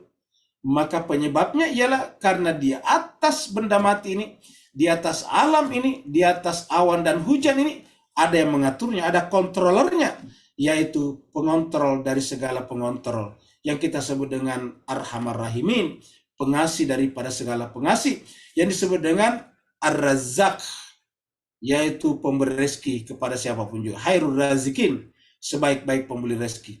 Jadi Allah bertanya, antum anzaltumuhu, apakah kalian menurunkan air hujan itu? Minal muzni, dari awan-awan hitam yang mengandung air tadi itu. Am, ataukah nahnul munzilun, ataukah kami yang menurunkannya? Jadi Bapak sekalian, ini adalah pertanyaan Allah Subhanahu wa taala kepada kita. Supaya apa? Supaya hidup ini selalu berenung dan berenung. Kalau kita tidak merenungkan hal seperti ini, biasanya kita renungkan adalah masalah-masalah pribadi kita, kekurangan ini, kekurangan itu, kita lupa kepada kewajiban kita kepada Allah SWT. Tapi kalau kita merenungkan hal seperti ini sangat mendalam, dan ini membuat kita arif, dan ini membuat kita dekat kepadanya, karena ujung-ujungnya membawa kita kepada Allah. Karena pertanyaan ini pasti jawabannya cuma satu. Ketika Allah mengatakan, antum anzaltumuhu minal muzni am nahnu munzilun. Kalau kita mengatakan, kita mengatakan kamulah Tuhan. Antum ini kita manusia. Kita artinya nahnu dari sisi kita manusia, dan Tuhan mengatakan antum. Kalau Tuhan mengatakan nahnu, kita mengatakan antum. Kenapa? Manusia dan hukum-hukum alamnya. Tapi Allah ada juga mengatakan bahwa nahnunya di sini menunjukkan bahwa Allah tidak menurunkan hujan kalau bukan karena manusia. Dan Allah tidak ciptakan manusia kalau bukan karena satu manusia terbaik yang namanya Muhammad bin Abdullah. Jadi diturunkan kenapa? Untuk dia, maka dikatakan nahnul munzilin. Nahnu di sini melibatkan Nabi Muhammad di situ, yang menjadi sebab lain daripada diturunkannya hujan. Seperti dalam ayat, wa ma arsalnaka illa rahmatan lil alamin. Bapak sekalian, cobalah perhatikan ini. Air ini adalah air, ya, ini adalah air laut.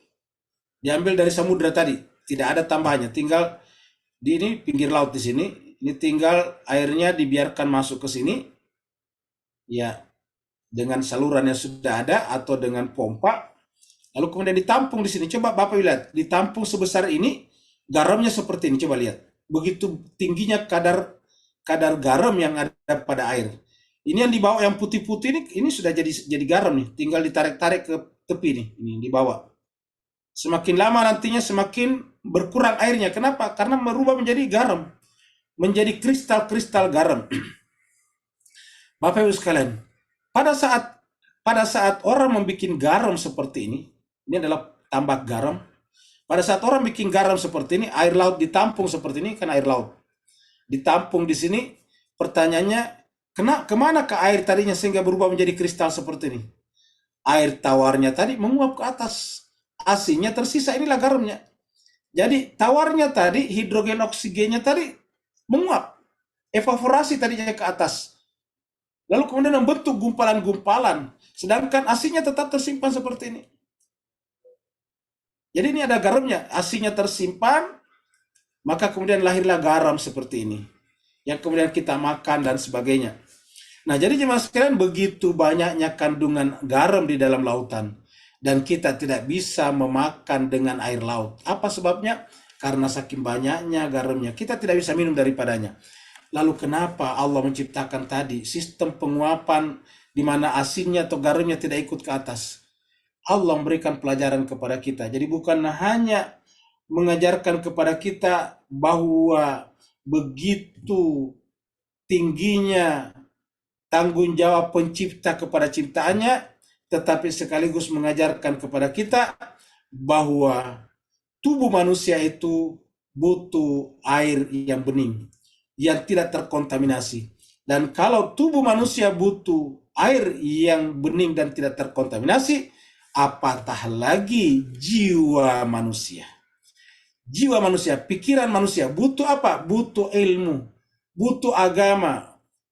Agama itu adalah ilmu. Butuh ilmu dari sumber yang bersih, dari sumber yang bening, dari sumber yang tidak terkontaminasi. Kita sepakat semuanya bahwa sumber yang tidak terkontaminasi itu adalah para nabi dan rasul.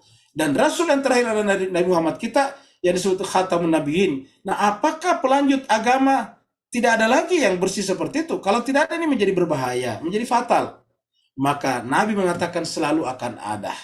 Saya, kata Nabi, adalah kotanya ilmu. Maka itulah Sayyidina Ali bin Abi Thalib sebagai pintunya. Ana madinatul ilm waliyun babuha. Jadi artinya apa, jemaah sekalian berbahagia? Untuk memasuki tempat yang suci itu melalui pintu yang benar. Karena kalau tidak pintu yang benar, menjadi legal. Dan legalitas adalah membuat air itu menjadi terkontaminasi. Bapak Ibu sekalian, coba bayangkan kalau ada sumber lain, air masuk di sini. Ini air di sini, Pak sekalian, murni air laut. Ada sumber, ada lubangnya di sini masuk. Nah, kalau ternyata kemudian ada sumber lain, katakanlah misalnya dari limbah manusia masuk ke sini, ya tentu ini kotor dan kita tidak mau membelinya, memakannya. Bayangkan kalau ada sumber lain masuk ke sini, ya tidak boleh.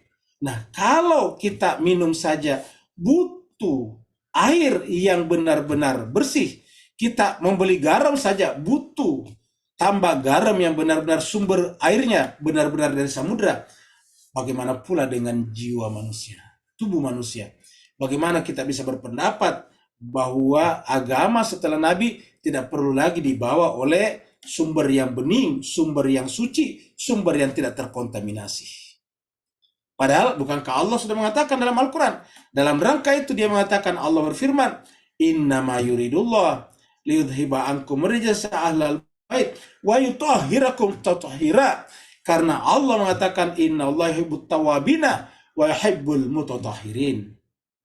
Jadi jemaah sekalian berbahagia, inilah ayat terakhir.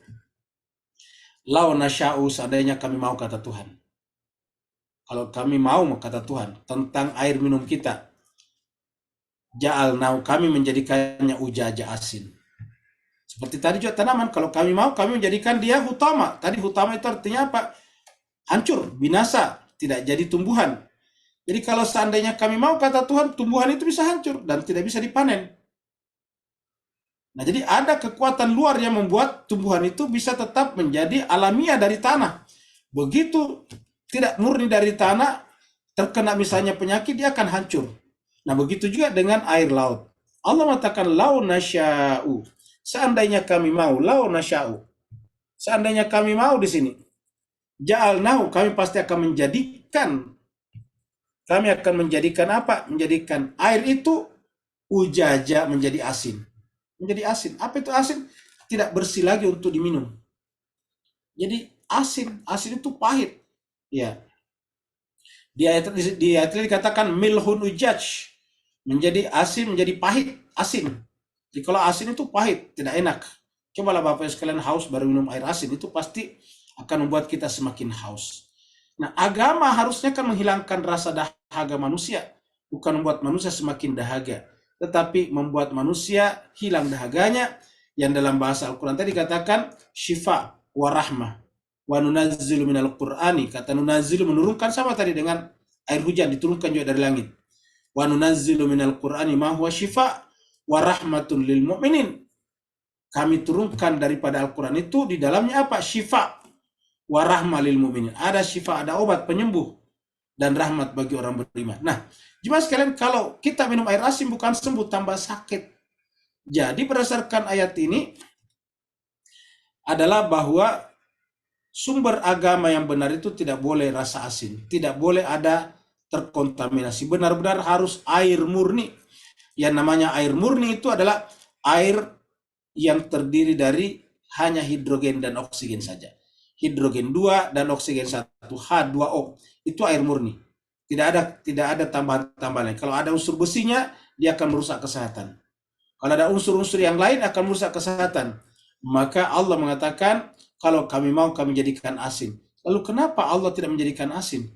Karena Allah ingin mengajarkan kepada kita bahwa jiwa manusia pun butuh sumber pengetahuan yang terjaga dengan baik, keasliannya dan asal-usulnya. Falaula tashkurun, lalu kenapa kalian tidak bersyukur? Jadi apa yang kita syukuri di sini? Yang kita syukuri di sini kaitannya dengan tubuh adalah Allah menciptakan mekanisme siklus air yang menyebabkan air laut, samudra yang tadinya asin dan bahkan berbau batu, tetapi kemudian menjadi bening, menjadi tawar, tidak ada rasanya sama sekali, dan cocok untuk kehidupan. Begitu juga kita bersyukur, kenapa? Karena Allah menurunkan agama ini dari dirinya, dari Tuhan, dari langit. Lalu kemudian dibawa oleh Nabi seperti mana tadi. Air laut dibawa oleh awan. Kemana dibawanya awan? Ke daratan untuk menyirami kita. Begitu juga Allah menurunkan kitab suci melalui para nabi. Nabi itu datang kepada kita. Kemudian mengguyurkan, menghujankan wahyu itu kepada kita semuanya. Maka jemaah sekalian berbahagia, setiap kita berbicara tentang agama samawi, kita harus berbicara juga tentang manusia samawi, insan samawi. Selama agama itu masih di bawah insan samawi, maka selama itu agama itu terjaga kemurniannya, dan agama seperti itulah yang akan menghilangkan dahaga bagi manusia. Tetapi apabila agama seperti itu tidak, agama yang kita terima tidak lagi seperti itu, maka alih-alih menghilangkan haus dan dahaga, justru membuat beragama menjadi semakin gerah. Lihatlah sekarang ya mas sekalian, dengan agama tidak sedikit orang menjadi semakin kasar, semakin keras, bahkan semakin gampang membunuh sesamanya manusia atas dasar agama. Bahkan semakin gampang menipu, memperdaya manusia atas nama agama. Baik dengan menjual kata-kata sedekah, kata-kata yatim, dan sebagainya. Tetapi ujung-ujungnya adalah memperdayai umat manusia. Apa sebabnya? Karena agama seperti itu tidak lagi bersumber dari sumber yang bening, seperti mana air tidak bersumber dari awan, tetapi bersumber dari tempat-tempat yang sudah mengalami kotoran dan kontaminasi. Nah, Bapak Ibu jemaat sekalian berbahagia, kalau kita sadari betapa pentingnya sumber agama yang bening dan tidak terkontaminasi itu, maka tidak ada alasan bagi kita untuk tidak bersyukur. Inilah kesyukuran yang paling tinggi, yaitu syukur wilayah, syukur nikmat, karena Allah masih memberikan kepada kita insan-insan pilihan, manusia-manusia sejati yang melaluinya kita bisa mengambil agama kita dengan benar. Itulah sebabnya jemaah sekalian, ketika sumber seperti ini akan dibunuh, maka kemudian ini akan menjadi malapetaka besar bagi manusia. Ya, itulah sebabnya jemaah sekalian berbahagia, ketika Sayyidina Husain akan dibunuh di Karbala, dia mengatakan, hal min nasirin yansuni, masih adakah penolong yang menolongku?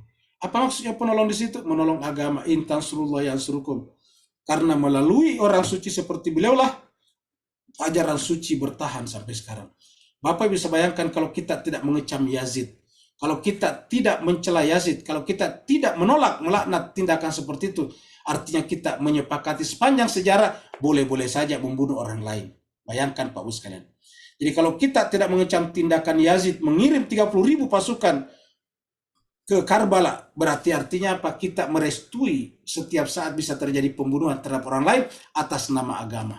Dan kalau itu terjadi jemaah sekalian, kita akan bertanya, untuk apa lagi agama di tengah-tengah kita? Terima kasih banyak. Walafu minkum, mudah-mudahan ada manfaatnya bagi kita sekalian, terutama bagi Al-Fakir. Yang mau bertanya dipersilakan.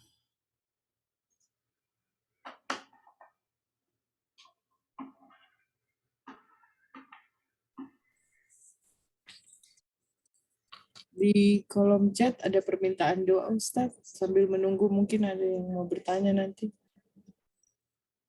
Yang minta didoakan siapa Bu Dokter? Mau siara arba'in Ustadz. Ya, si Sinta ya, Sinta dan teman-temannya. Sebelum yang lain ada pertanyaan, kalau tidak ada kita masuk ke doa.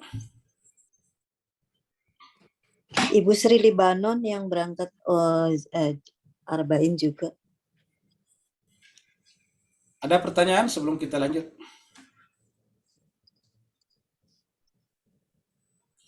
Kalau tidak ada, Bapak sekalian berarti kita berdoa ya. Saya bertanya dulu, Ustaz. Oh, silakan. Ustaz, maaf ini agak menyimpang mungkin dari pengajian. Ini Ira kan lagi ribut, lagi perang malah. Tapi sepertinya antara Syiah dengan Syiah juga. Pertama sekali, apa mungkin itu arba'in diadain? Itu kok bisa saat itu antara Syiah dan Syiah itu berperang, Ustaz? Agak menyimpang dari kajian. Terima kasih, Ustaz. Baik, terima kasih banyak Pak Sundi. Tidak terjadi perang antara Syiah dengan Syiah di sana, sama sekali tidak. Yang terjadi adalah bahwa Muqtada Sadr dan pengikutnya tidak puas dengan kinerja pemerintah. Apa sebabnya? Karena dia pemenang pemilu kemarin, tapi tidak ada kelompok manapun yang mau diajak untuk berkoalisi dengannya, sehingga tidak berhasil membentuk pemerintahan hampir 1 tahun gitu. Nah, karena tidak terbentuk pemerintahan, akhirnya terjadi semacam kedegan namanya Pak Suwandi. Terjadi namanya stagnasi politik. Nah, karena tidak berhasil, kan yang berhak, yang berkewajiban membentuk pemerintahan kan partai pemenang pemilu. Yang namanya pemenang pemilu itu bukan berarti mayoritas mutlak di atas 50%, bukan. Tetapi yang paling banyak suaranya, dan Muqtada Sadr lah, partainya lah Muqtada Sadr yang paling banyak suaranya. Maka dialah yang berkewajiban dan diberikan tugas konstitusional untuk membentuk pemerintahan. Dan ternyata hampir 1 tahun pemerintahan itu tidak terbentuk. Ini juga terjadi di Israel kemarin. Nah, karena tidak terbentuk, akhirnya kemudian Muqtada Sadr meminta meminta pengikutnya anggota parlemennya mengundurkan diri dari parlemen. Karena dianggap parlemen ini tidak punya keinginan untuk membantu Muqtada Sadr membentuk pemerintahan baru. Akhirnya dia mundur dari parlemen. Setelah mundur dari parlemen, kemudian pengikutnya menguasai parlemen kemarin hampir 1 minggu atau 2 minggu. Duduk dan tidur di sana, dan terakhir kemudian pengikut-pengikutnya ini kemudian menguasai istana negara. Sampai masuk ke dalam istana kepresidenan. Begitu Pak Aswandi. Nah, jemaah sekalian berbahagia, setelah itu kemudian Muqtada Sadr kemudian mengundurkan diri daripada politik karena dia menganggap tidak ada yang bisa diharapkan lagi. Itu pertama. Yang kedua, bahwa ingat, mengidealisasi Syiah semuanya baik itu tidak benar. Ingat, yang namanya penduduk Kufah awalnya pendukung Imam Hussein. Awalnya yang namanya penduduk Kufah Pak Aswandi itu pendukung Imam Hussein. 12.000 tanda tangan yang dikirim kepada Imam Hussein itu adalah penduduk Kufah. Ya. Itu yang menyebabkan Imam Hussein mengirim saudaranya ke sana, yaitu Muslim bin Aqil. Ya. Mengirim Muslim bin Aqil ke sana, sepupunya. Mengirim Muslim bin Aqil ke Kufah. Apa yang terjadi setelah sampai di sana? Ya, mereka diterima luar biasa, gegap gempita. Tetapi setelah gubernur diganti dan melakukan tindakan represif, yaitu Ubaidullah ibnu Ziyad, dan kemudian meminta kepala-kepala suku, kan itu di Arab masih suku-sukuan. Kepala-kepala suku diminta dan diberikan ancaman. Akhirnya semua anggota-anggota sukunya diminta oleh kepala sukunya untuk tidak mendukung lagi Imam Hussein. Akhirnya apa yang terjadi?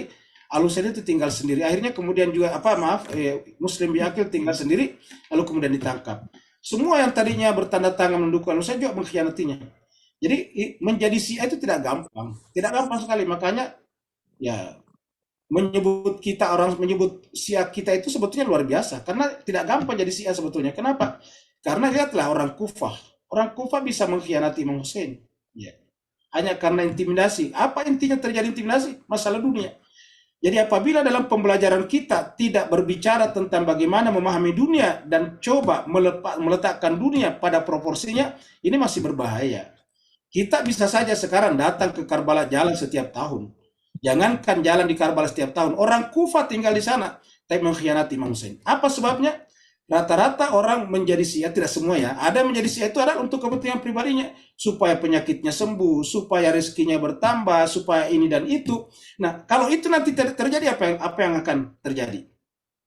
Ini yang terjadi pada Kufah.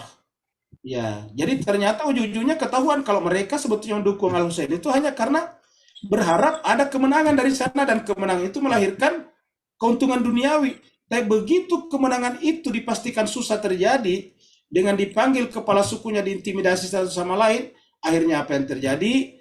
Hanya 1-2 orang yang bersama dengan Al-Husain, hanya orang seperti Muslim bin Aus saja misalnya, yang meninggalkan Kufah, bersembunyi, lalu kemudian membantu Al-Husain di Karbala. Sementara Muslim bin Aqil sendiri ditangkap, lalu kemudian dibunuh. Luar biasa. Jadi inilah jemaah sekalian berbahagia, marilah kita mengintrospeksi diri kita masing-masing. Itulah sebabnya berkali-kali kita katakan, marilah kita membersihkan jiwa kita. Apakah kita misalnya beragama, mempelajari Al-Quran untuk dunia kita? Kalau untuk dunia kita, berarti suatu saat ketika kita diintimidasi dengan dunia, kita akan berhenti. Ya, jadi janganlah kita beragama ataukah belajar, ataukah bersyiah, ataupun berkarbala, ataupun apa saja berarbain demi dunia kita. Karena kalau kita diintimidasi, boleh jadi kita yang paling pertama kabur. Ya. Dan ini juga yang terjadi pada beberapa kasus di Iran sekarang ini, jemaah sekalian. Nah, tetapi jemaah sekalian berbahagia, ini menunjukkan kepada kita pelajaran bagi kita bahwa tetap perjalanan kita adalah bersifat individual, tidak bersifat kolektif. Misalnya Islam itu benar, maka semua orang Islam juga ikut benar, tidak seperti itu. Ya, Syiah itu misalnya adalah militan, semua orang Syiah militan, belum tentu jemaah sekalian berbahagia. Seorang ilmuwan Iran namanya Dr. Ali Shariati sudah berkata bahwa Syiah itu ada 2 macam. Ada Syiah hitam dan ada Syiah merah. Apa itu Syiah hitam? Syiah yang hanya menangis pada saat masa-masa berkabung, gampang menangis. Tetapi ketika berbicara tentang perjuangan, yang paling pertama kabur adalah mereka. Ini namanya Syiah hitam. Dan disebutnya dengan Syiah kufah. Tetapi ada Syiah yang satu, yaitu Syiah merah. Yaitu bukan hanya dia berkabung, tetapi juga telah siap menyerahkan hidupnya. Nah, jemaah sekalian serbaguna, dan ini yang sedikit yang terjadi sebetulnya. Nah, oleh sebab itulah kita selalu meminta sebetulnya. Kita mengatakan matikanlah aku sebagai Syiah, tidak begitu. Tapi kita apa? Allahumma ja'al mahyaya mahya Muhammadin wa ali Muhammad. Wa mamati mamata Muhammadin wa ali Muhammad. Ya Allah, jadikanlah hidupku seperti hidupnya Muhammad dan keluarga Muhammad. Dan jadikanlah matiku seperti matinya Muhammad dan keluarga Muhammad. Boleh jadi jemaah sekalian sebagai ada di luar Syiah sana yang tidak mengaku Syiah atau bahkan tidak melaksanakan seperti Syiah lakukan, tapi boleh jadi dia mau mati seperti matinya Muhammad dan keluarga Muhammad. Jemaah sekalian sebagai kita melihat tadi ada video yang didarkan di Bu Amsia di grup tadabur kita, seorang pastor, seorang pendeta ya, yang berbicara dengan pasti tentang Al-Husain. Itu taruhannya pasti besar. Kenapa? Karena sangat mungkin mereka akan mereka akan dicelah di tempatnya mereka berada. Tapi mereka melakukan itu dan mereka berani menanggung risikonya. Betapa banyak di antara kita yang tidak berani menanggung risiko dalam menemukan kebenaran ini. Itulah sebabnya jemaah sekalian sebagai yang bisa menjadi seperti pengikut Al-Husain di Karbala, bukan di Kufah, adalah bisa saja di sana ada orang non-Islam. Bisa saja orang di sana yang bukan mengaku Syiah. Seperti mana kita tahu jemaah sekalian, di dalam surat Ghafir kita sudah pernah lewati, ada seorang anggota keluarga daripada Fir'aun yang justru pada saat Nabi Musa akan dibunuh, dia maju ke depan. Dan dia berdiri yang paling depan. Sementara tidak sedikit pengikut asli Nabi Musa mengkhianati Nabi Musa. Ingat, tidak sedikit pengikut asli Nabi Musa mengkhianati Nabi Musa. Begitu mereka dilepaskan daripada cengkeraman Fir'aun, menyeberang Laut Merah, setiap kali Nabi Musa minta mereka, selalu mereka ingkar. Nabi Musa meminta mereka, Tuhan meminta mereka melalui Nabi Musa untuk menyembelih sapi betina, banyak sekali pertanyaan. Nyaris saja mereka tidak melakukannya. Bahkan di dalam perjalanan itu, mereka tiba-tiba meminta Nabi Musa untuk membuatkan mereka patung berhala. Dan ketika mereka sudah berada di pintu gerbang Baitul Maqdis, dan Nabi Musa meminta mereka masuk dengan bersujud, tetapi mereka tidak ada yang mau masuk. Mereka minta Nabi Musa dan Harun masuk berdua untuk mengusir orang-orang di sana. Setelah Nabi Musa dan Harun berperang berdua melawan orang itu, mengusirnya, baru mereka mau masuk. Luar biasa jemaah sekalian. Tapi ada orang yang tidak terduga bagi kita, yaitu anggota keluarga Fir'aun. Ketika Nabi Musa akan dibunuh, dia tiba-tiba berdiri mengatakan, atas dasar apa kalian ingin membunuh Nabi Musa? Ini artinya apa? Kita tidak bisa melihat bahwa saya sudah rajin menghadiri ini dan itu jemaah sekalian. Kita harus berlindung kepada Allah SWT. Kita belum tahu siapa diri kita sebelum ujian itu datang. Sebelum cobaan itu datang, kita tidak mengetahui siapa diri kita. Semua kita boleh mengatakan saya adalah Syiah. Dan kita mengatakan saudara kita yang lain itu tidak benar. Yang benar itu cuma Syiah saja. Tetapi belum tentu kita benar seperti itu. Ketika ujian dan cobaan yang menyangkut nyawa dan hidup kita sudah ada. Betapa banyak orang yang masih berbahagia tidak mengaji hanya karena masalah internet. Kalau kita tidak mengaji hanya masalah internet, bagaimana kita bisa menjadi pengikut imam zaman yang pertaruhkan nyawanya? Yang di dalam doa ahad dikatakan, wal mustashhadina baina yadai. Saya siap syahid bersamanya. Luar biasa. Bagaimana kita bisa syahid bersama dengan Imam Mahdi jemaah sekalian? Kalau mengorbankan waktu dan pulsa saja kita tidak mampu. Ya. Ulangi lagi, bagaimana kita menjadi syahid bersama dengan imam zaman? Kalau mengorbankan waktu saja untuk mengaji, untuk belajar, untuk kita tidak mampu. Mungkin mengatakan bahwa saya juga belajar di tempat lain. Tapi apakah kita belajar dengan Al-Quran? Karena Imam Mahdi datang sebagai pasangan Al-Quran. Assalamualaikum ya sahibal asri wal zaman. Assalamualaikum ya khalifatar rahman. Assalamualaikum ya syarikal Quran. Kita menyambut Imam Sam sebagai apa? Syarikal Quran, pasangan Al-Quran. Atas dasar itu Bapak Ibu sekalian, kita di sini di tadabbur kita ini 3 kali seminggu hanya membahas Al-Quran saja. Karena kerinduan kita kepada Imam zaman. Mudah-mudahan dengan apa yang kita lakukan, beliau siap menerima kita sebagai salah satu. Ya Allah. Ada lagi Bapak? Assalamualaikum. Waalaikumsalam. Silakan Pak. Silakan Pak Kamal. Mohon sedikit pencerahan Ustaz ya. Ya. Apa yang saya faham ayat yang kita baca tadi atau kita pelajari tadi Ustaz, lebih merujuk kepada jiwa-jiwa Ustaz, sesuai dengan firman Allah yang maksud kami perlihatkan tanda-tanda kami di ufuk-ufuk dan di dalam jiwa-jiwa kami sendiri. Mohon pencerahan sedikit Ustaz. Afwan Ustaz. Baik Bapak Ibu sekalian berbahagia, kita sedang membahas dulu di dalam surat Fussilat. Ya, kita lihat dulu surat Fussilat. Ya, surat yang ke-41 ya. Surat Fussilat ayat 53. Fussilat 41 ya. Ayatnya terakhir 53, hampir satu dari terakhir. Ini surat Fussilat, surat 41 ayatnya 53. Allah berfirman, sanurihim, kami akan perlihatkan ayatina, ayat-ayat kami, fil afaqih, di seluruh ufuk. Termasuk tadi pada tumbuhan dan hujan. Ulangi tadi, termasuk yang namanya afaq itu termasuk pada tumbuhan dan hujan.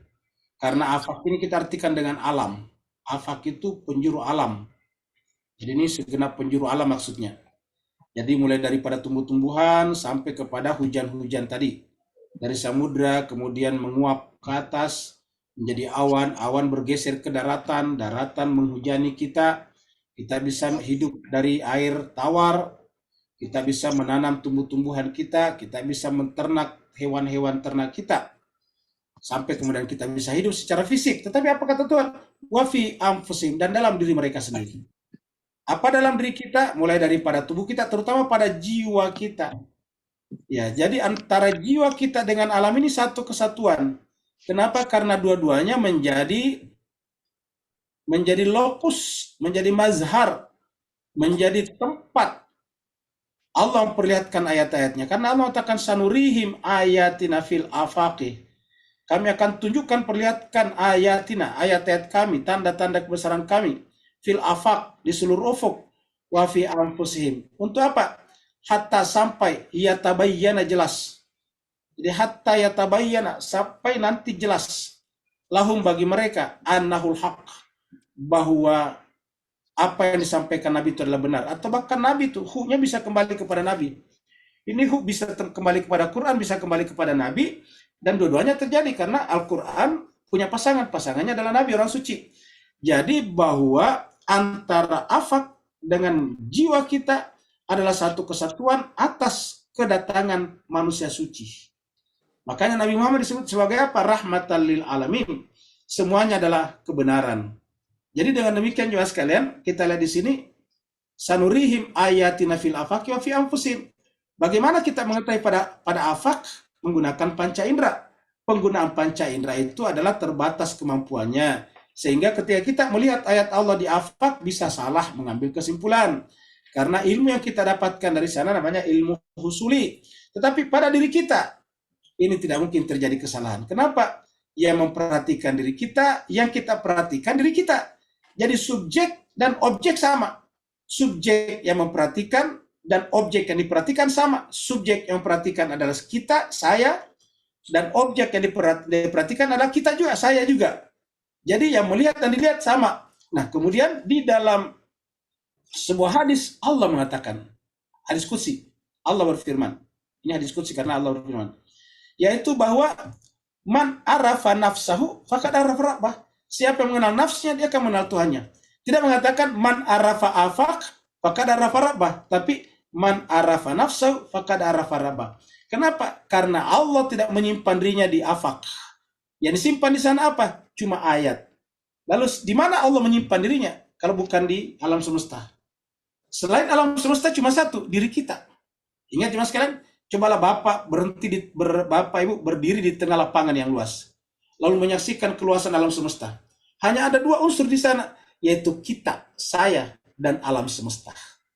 Kalau bukan alam semesta, berarti saya. Nah, di alam semesta tidak mungkin Allah menyimpan dirinya. Kenapa? tidak mungkin ditampung karena alam semesta adalah materi. Lalu di manakah Tuhan meletakkan dirinya? Di dalam diri kita. Maka Allah mengatakan man arafa nafsahu faqad arafa rabbahu. Cuma Bapak Ibu sekalian, untuk kita menumbuh suburkan nafs kita yang secara potensi sudah mengandung, sudah menjadi lokus penampakan Tuhan, butuh siraman dari langit yang merupakan air dalam tanda petik yang bening, yaitu wahyu dari Allah SWT yang tidak terkontaminasi, dan karenanya kita butuh manusia suci.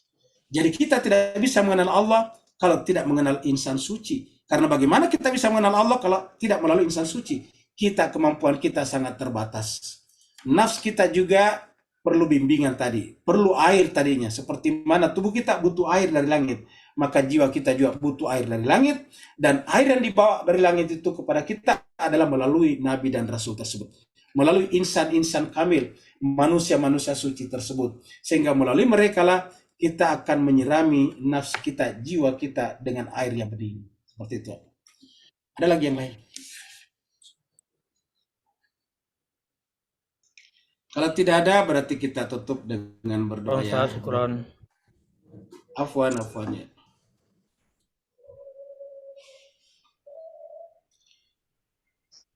Yang sekalian kita doakan sahabat, keluarga, dan jemaah kita yang akan berangkat Arba'in, yaitu Ibu Sri Lebanon, besok juga akan berangkat ya.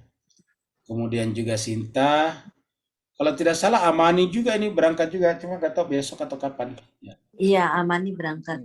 Jadi Amani juga berangkat ya. Nur Hasanati juga.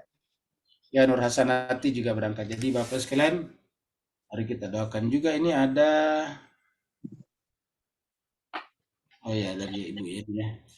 Jadi jemaah sekalian, doa yang diajarkan Ja'far Sadiq itu adalah Alhamdulillahilladzi ja'ala hadzal ma'a tahura wa yuhibbun tahura. Segala puji bagi Allah menjadikan air ini suci, bersih, dan mencintai yang suci. Alhamdulillah, ingat saja alhamdulillahilladzi ja'ala hadzal ma'. Hadzal ma' karena air itu kan laki, hadzal ma' tahura, suci. Wa yuhibbun tahura, dan Allah juga mencintai yang suci. Nah, jemaah sekalian, mari kita doakan sahabat kita, jemaah kita yang berangkat. Sebelum kita doa, kita sampaikan kepada mereka yang berangkat, yaitu Bu Sri Lebanon, kemudian Sinta, kemudian juga Amani, dan juga Nur Hasanati. Bu Ira Roste juga. Apa? Ira Roste juga. Bu Ira. Ira. Ibu Ira Roste juga ternyata akan berangkat. Jadi mahasiswa bahasa Arab kita akan berkurang 2 nih. Ya. Jadi jemaah sekalian, kita sampaikan ya kepada jemaah yang berangkat, pesan saya secara pribadi, kalau berangkat, pertama, jangan merasa gembira. Yang pertama dilakukan adalah memperbaiki niat. Jadi ingat, jangan niatnya ke sana untuk mencari makanan. Karena banyak makanan di sana memang. Jangan hanya untuk mengikut meramaikan suasana. Tetapi bayangkanlah ke sana dengan mempertaruhkan nyawa untuk Imam Hussein. Kita ke sana bukan untuk kembali bercerita tentang keindahan. Karena bukan itu yang diceritakan Al-Hussein. Kita ke sana bukan untuk berbicara tentang makanan dan minuman. Kita ke sana bukan untuk berbicara tentang hotel tempat kita menginap. Kita ke sana bukan berbicara tentang orang-orang yang kita temui. Tapi kita datang ke sana memenuhi kata-kata Imam Hussein. Hal min nasirin yang suruni. Masih adakah penolong yang akan menolongku? Sehingga kedatangan ibu-ibu ke sana adalah dalam rangka labbaik ya Hussein. Sehingga kembali nanti ke tanah air benar-benar menjadi penolong Imam Hussein. Jangan nanti kembali ke tanah air hanya sekedar membanggakan apa yang pernah dilakukannya. Membanggakan kemana-mana, saya sudah 3 kali arba'in, 4 kali arba'in. Apa bedanya dengan orang yang berhaji berkali-kali, umrah berkali-kali? Bukan itu substansinya. Kalau cuma ke Arba'in saja, ke Karbala saja, jangankan Bapak Ibu yang berasal dari Indonesia, orang Irak saja bisa mengkhianati Imam Hussein. Orang Irak yang tinggal di sana berjumpa dengan muslimin akhir, bisa mengkhianatinya. Oleh sebab itulah marilah memperbaiki niat. Innamal a'malu binniyat wa innamal likulli imri'in ma nawa. Bismillahirrahmanirrahim. Alhamdulillahirabbil alamin, hamdan syakirin, hamdan na'imin, hamdan yuafi ni'amahu wa yukafi mazida. Ya Rabbana lakal hamdu kama yanbaghi li jalali wajhikal karim azimi sultanik. Allahumma salli ala Muhammadin wa ala ali Muhammad. Allahumma rabbana ighfir lana dhunubana wa liwalidina warhamhuma kama rabbayana shighara. Wa li jami'il muslimina wal muslimat wal mu'minina wal mu'minat al ahya'i minhum wal amwat bi rahmatika ya arhamar rahimin. Allahumma ya Allah Tuhan kami, ampuni dosa dan kesalahan kami. Ampunilah segala khilaf dan alpa kami. Ampunilah dosa dan kesalahan kedua orang tua kami. Sayangilah keduanya sebagaimana keduanya menyayangi kami dari kecil. Terutama ibunda kami yang telah mengandungkan kami dalam keadaan lemah dan terus bertambah lemah. Kemudian melahirkan kami dalam keadaan bersusah payah, lalu menyapi kami 2 tahun lamanya. Ampuni juga dosa dan kesalahan saudara muslim kami, dosa dan kesalahan saudara mukmin kami, laki-laki atau perempuan, masih hidup ataupun telah meninggal dunia, dari mazhab manapun mereka berasal ya Allah, dari mazhab Ja'fari, mazhab Syafi'i, mazhab Hambali, mazhab Hanafi, mazhab Maliki, dan mazhab-mazhab yang lain. Ya Allah Tuhan kami, ampunilah dosa-dosa mereka dan satukanlah hati-hati kami, Allah Tuhan kami. Lepaskanlah kami dari rasa angkuh, bangga, dan ego kami, Allah Tuhan kami, agar kami bisa melihat tanda-tanda kebesaran-Mu dalam diri kami. Kami secara khusus memohon kepada-Mu ya Allah, untuk jemaah kami yang akan berziarah ke Irak ya Allah, untuk melakukan perjalanan cinta Arba'in ya Allah Tuhan kami, untuk Ibu Sri Lebanon, untuk Sinta Putri, untuk Nur Hasanati, untuk Amani ya Allah Tuhan kami. Mereka adalah jemaah kami Allah, mereka adalah hamba-hamba-Mu yang rajin mengikuti majelis kami Allah Tuhan kami. Lancarkanlah perjalanan mereka dari awal sampai akhir, benarkanlah niat mereka ya Allah Tuhan kami. Jadi kalau perjalanan mereka ke sana seakan-akan semata-mata karena untuk menjawab pertanyaan Imam Hussein, hal min nasir yang suruni, dan mereka datang ke sana untuk membuktikan seluruh hidup kita adalah untuk kebenaran yang diperjuangkan cucu Nabi tersebut ya Allah Tuhan kami. Dan jadi kalau mereka ketika kembali ke tempat kami, negara kami, masyarakat kami, berjalan di tengah-tengah kami dengan membawa semangat Al-Husaini ya Allah Tuhan kami. Allahumma ya Allah Tuhan kami, kalau ada kesulitan, kalau ada musibah, kalau ada hambatan yang terjadi pada mereka, tanamkanlah rasa sabar, ikhlas, dan ridho kepada mereka Allah Tuhan kami. Dan siapa saja di antara kami yang punya niat umroh dan ziarah ya Allah, maka penuhilah hajat-hajat mereka. Allahumma rabbana atina fid dunya hasanah wa fil akhirati hasanah wa qina adzabannar. Sallallahu ala sayyidina Muhammad. Subhana rabbika rabbil izzati amma yasifun. Wassalamun alal mursalin walhamdulillahi rabbil alamin. Walafu minkum. Assalamualaikum warahmatullahi wabarakatuh. Waalaikumsalam warahmatullahi wabarakatuh. Terima kasih. Terima kasih.